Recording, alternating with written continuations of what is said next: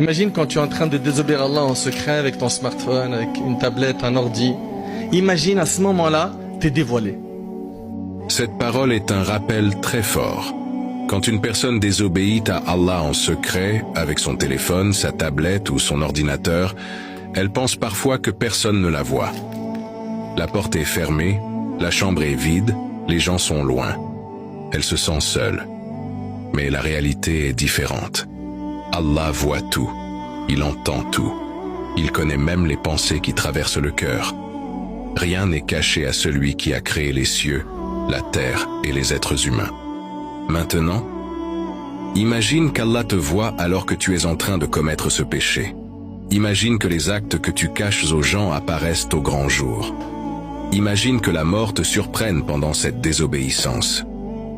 Imagine que tu rencontres Allah avec cet acte inscrit dans ton livre des œuvres. Beaucoup de personnes préservent leur image devant les gens, mais le véritable croyant cherche surtout à préserver sa relation avec Allah lorsqu'il est seul.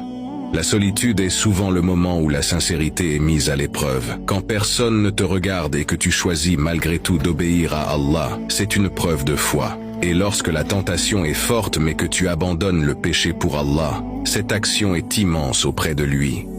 Chaque fois que tu prends ton téléphone, pose-toi cette question.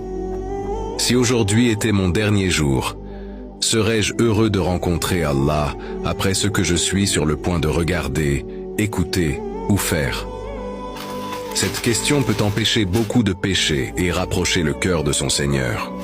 Par exemple, un jeune est seul dans sa chambre.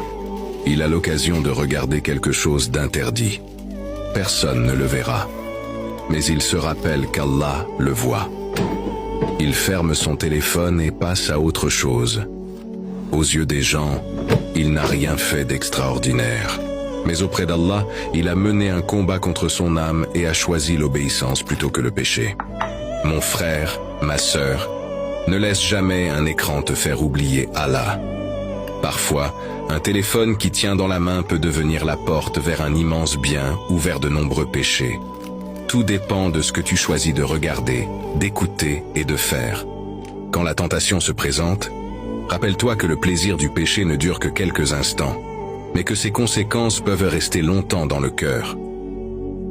À l'inverse, l'effort que tu fais pour résister ne dure que quelques instants, mais sa récompense auprès d'Allah peut être immense. Habitue-toi à te demander, est-ce que ce que je suis en train de faire me rapproche d'Allah ou m'en éloigne? Si cela te rapproche d'Allah, continue. Si cela t'en éloigne, arrête-toi avant qu'il